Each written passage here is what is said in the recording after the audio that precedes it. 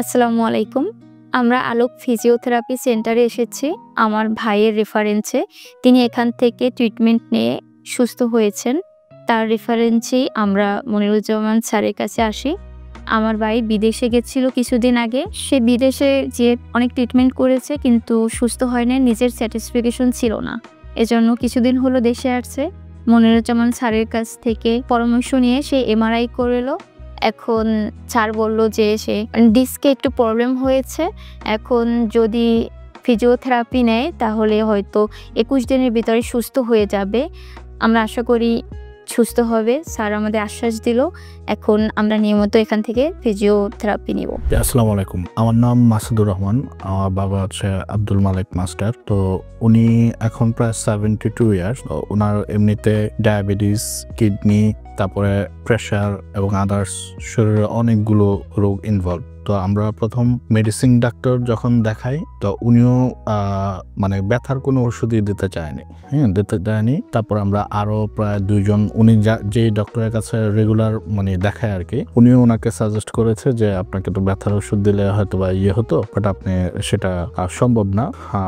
একজন ডক্টর ওনাকে জাস্ট এমনিতেই দিয়েছিল সাপোসিটর। তো আমরা 2-3 দিন দেওয়ার পরেই দেখা যাচ্ছে ওইটা আরো রিয়াকশন করে ওনার পা ফুলে যাচ্ছে, হাত ফুলে যাচ্ছে এসে। তা আমরা পরে হচ্ছে আবার অন্য আরেকজন ডক্টর দেখানোর পরে উনি মূলত আমাদেরকে অ্যাডভাইস করলো যে আপনার কোথাও থেকে আপনার ফিজিওথেরাপি নেওয়ার জন্য। তো আমরা আলোকে আসলাম।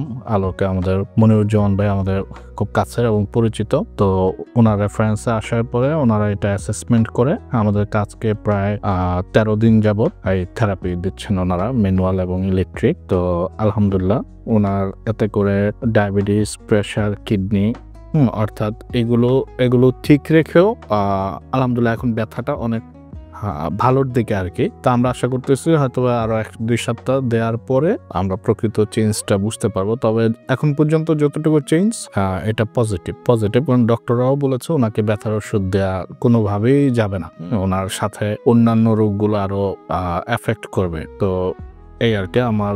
আপনারা আমার বাবা মুখ থেকে কিছু শুনতে চাইলে শুনতে পারেন। আমার নাম আব্দুল মালিক মাস্টার। আমি হঠাৎ করে একদিন জ্বরে পরে 2 দিন ভোগার পরে আমার ঘাড়ে এবং পায়ের ভিতরে ব্যথা আরম্ভ হয়। তখন ডালটা হাসপাতালে গেলাম। ওখানকার মেডিসিন ডাক্তারে দিল, ও ওষুধ দিল। দেওয়ার পরে পায়ের রোগগুলি কিছুটা আরোগ্য হইল। আরোগ্যর পরে এখন ঘাড় কিছু চিলাতে পারতেছি না। তখন যে ডাক্তার ম্যাডামকে বললাম যে ম্যাডাম পায়ের এগুলি তো ভালোইছে, কিন্তু আমার ঘাড় তো ঠিক হইতেছে না। তখন উনি বললেন যে আস্তে আস্তে ঠিক হবে, আমার এখন আর কিছু করার নেই। তারপরে ওখান থেকে ফিজিক্স নিয়ে চলে আসলাম। চলে আসার পরে আমার ব্যক্তিগত একজন ডাক্তার ছিল ফজলুল সাহেব। উনি আমার এই জায়গাটাকে এক্সরে করালেন। এক্সরে করে বললেন যে ঘাড়ের হাড় অনেকটা দুর্বল হয়ে যাচ্ছে, ক্ষয় হয়ে গেছে।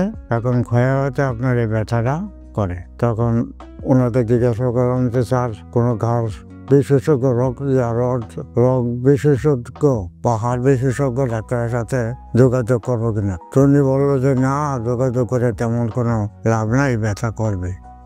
তথাপি আমরা নিউ লাইফ হাসপাতালে আসলাম। ওইখানে একজন সার্জনকে দেখাইলাম। দেখানোর পরে উনি বললেন যে এমআরআই করে আসেন, এমআরআই না করলে কিচ্ছু বোঝা যাবে না। তখন এমআরআই করে আনলাম। আনার পরে উনি বললেন যে আপনাদের অন্য কোনো ওষুধে কাজ হবে না, একমাত্র থেরাপিতে আপনারা চলে যান, ওইটা খুব ভালো হবে। কারণ এটা অপারেশনও করা যাবে না, অন্য কিছু করা যাবে না। তখন আমার ছেলে মাসুদুর রহমান, ওনার সাথে আবার মনিরুজ্জামানের সাথে খুব সম্পর্ক। তো উনি খবর দিল যে আপনার কাগজ রিপোর্ট যা আছে সব কিছু নিয়ে আমার কাছে চলে আসেন। তারপরে আমরা রিপোর্ট সব নিয়ে আসলাম। আইসা উনি যেতে বললো যে এই একটা রোগের ভিতরে সমস্যা হয়েছে, থেরাপিতে 15 দিন থেরাপিতে আশা করি এটা আপনার ভালো হয়ে যাবে। তবে আজকে 12-13 দিন পর্যন্ত নিতেছি। আগে ঘাড় একদম নাড়তে পারতাম না, শুরুও করতে পারতাম না। তো থেরাপি নেওয়ার পর এখন ইনশাআল্লাহ অনেকটা আরোগ্যের দিকে চলে গেছে। সুস্থ জীবন, সুন্দর পৃথিবী।